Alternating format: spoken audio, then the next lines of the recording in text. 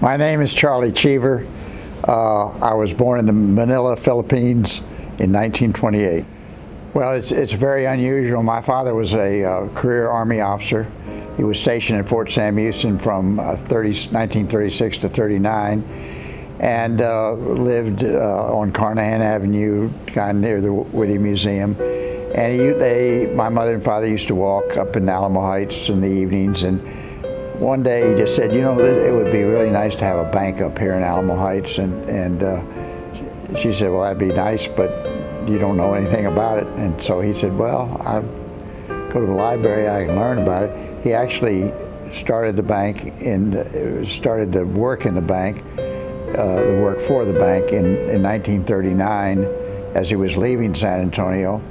And in the process, after his new station was West Point, New York, and he was the assistant professor of law.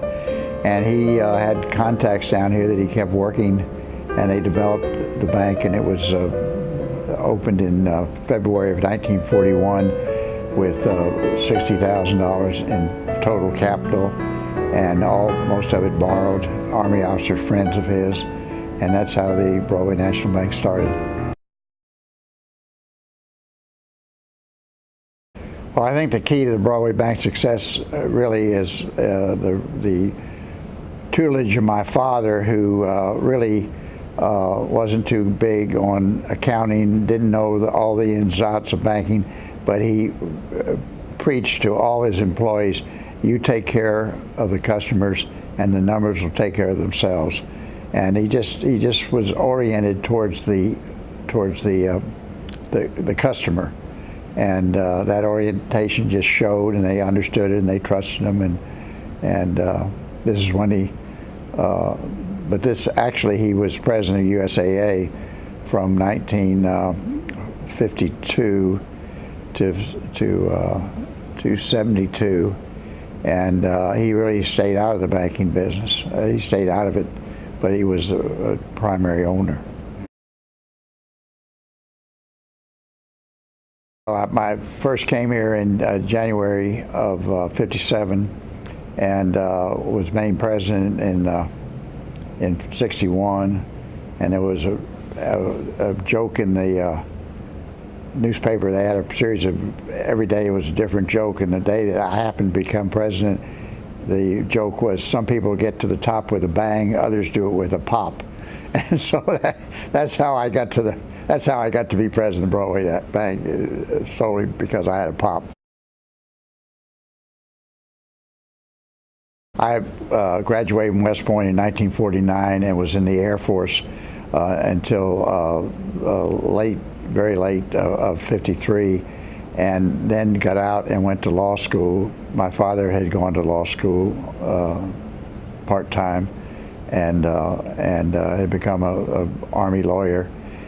And I had taken a course when I was at Randolph Air Force Base under a person whose name you might remember or know, Pat Legan. He was really the brains behind Ray Ellison. And Pat was 28 years old, I was 21 years old. It was a three-hour course one night a week, and Pat was so interesting and just made law so interesting that I just made a resolution that someday I thought when I retired I would go to law school. Instead I got out of the Air Force in '54 and went into law school in '55 at Texas University, and that was really my qualifications to get into the banking business. Well, I should say, when I was in law school, I had a part-time job. I was a collector for a finance company and repossessed things and stuff like that, and I learned a lot about people, and I learned a lot about banking, and I never regret going to law school, and I never regret that particular job. Well, the hardest thing about running a bank was just getting the right people. It really wasn't a hard job. It was a challenging job to get the right people, but banking wasn't all that complicated in those days particularly. It's a little bit more complicated today, I guarantee you, and I would probably have trouble with it today. But at that time, it was a, in fact, there was a joke that we paid 3% interest on deposits. We lent money at 6%, and we were on the golf course at 3 o'clock in the afternoon. It wasn't quite that good, but it's a good joke.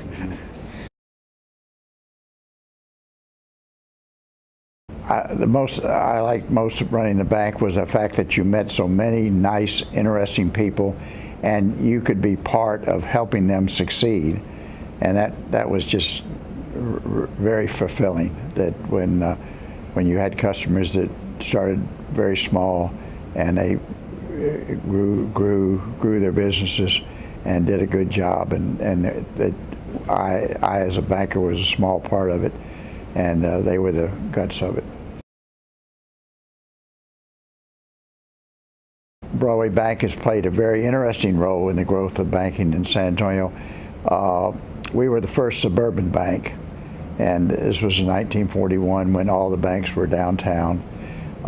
We were kind of renegades, and we did things a little differently. I remember one of the first radical things was that we changed the hours of banking, and we were thrown out of the clearinghouse. This was in 1959 probably, and we decided we were going to keep our drive-in windows open from 7 in the morning to 6 at night. And the chairman of the board of the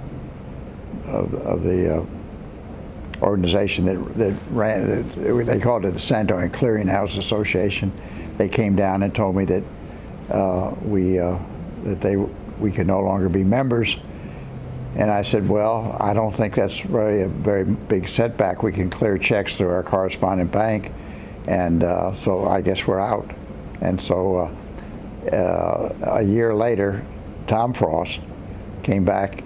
He was president of the clearinghouse, and he came back and asked me to rejoin, strictly because the federal government antitrust department had started looking into banking, where banking had restrained hours, and they were very nervous that they were going to be, San Antonio was going to be next on the firing line, and so they asked me to become back in the banking and clearinghouse, and I agreed to it. I think my greatest accomplishment was having the foresight to move the bank from Alamo Heights out to Loop 410 when it was just a cow pasture out here, and to be able to foresee the growth of San Antonio, particularly the north side growth of San Antonio, and we opened out here when Hemisphere opened in 1968, and it was certainly the single smartest, most intelligent thing that I did as a banker, to get out here where the future was and not be hemmed in and known as a little suburban Alamo Heights bank. Well, I'm very proud of San Antonio. I think they have grown well, and I think they have grown at a pace, I don't know about nowadays, but at that time, a very measured pace.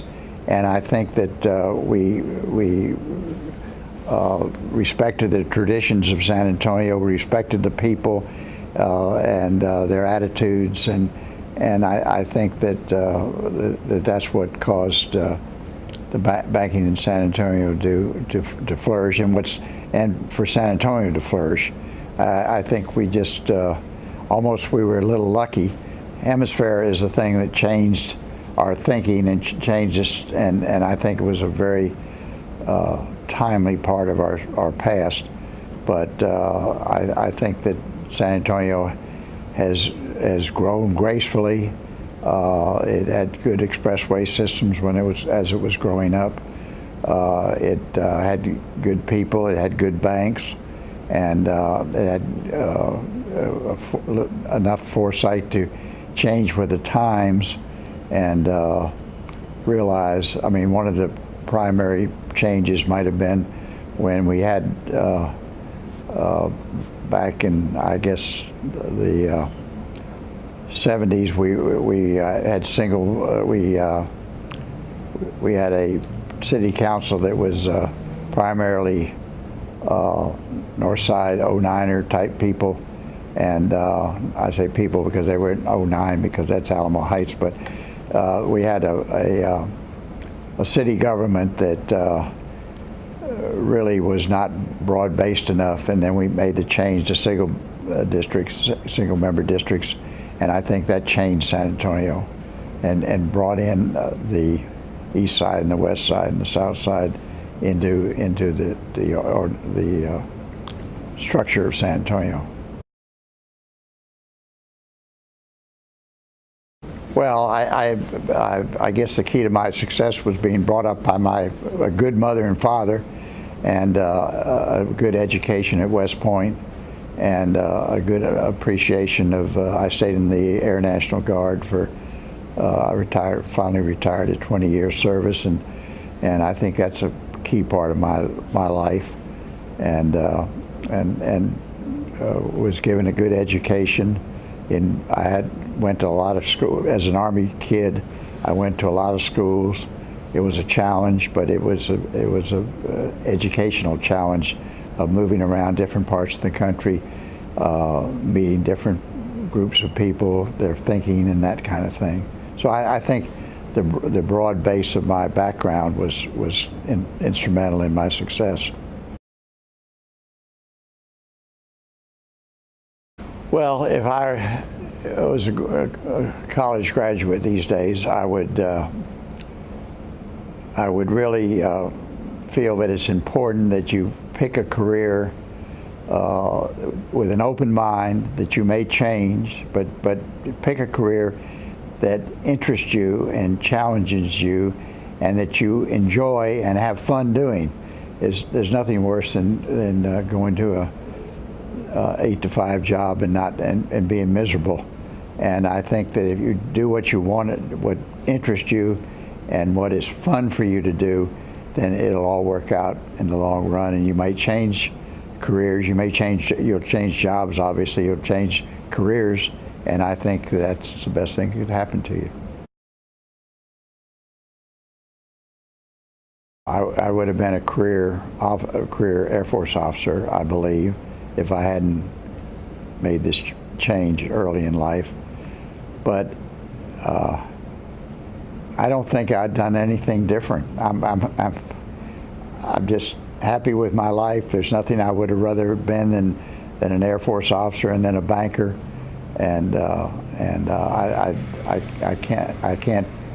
truthfully can't say that I'd do it anything. I would want to do it any other way. Well, I was very proud when I graduated from the United States Military Academy. I was very proud when I got my wings as an Air Force officer.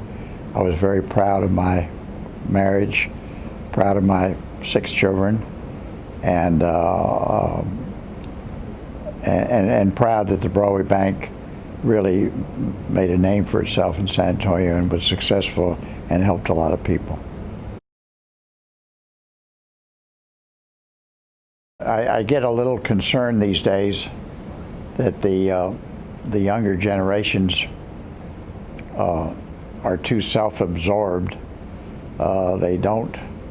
It's hard to get them to participate in civic activities. Hard to get them to participate in nonprofits and things like I think our generation did a good job of. I'm concerned that they have a relationship problem in that they communicate with their electronic devices, and the value of audio interchange among people, discussions and everything is going by the wayside. And I think I've read a little bit on it lately, and I think it's a serious problem. I would think that young children just do not develop relationships with each other. They talk on telephones all the time and play games all the time and don't do the things that we used to do when we were young. I hate to use that phrase, but when we would go out in the yard and have a little baseball game, just neighborhood kids get together and do things like that. Everything's overly organized now.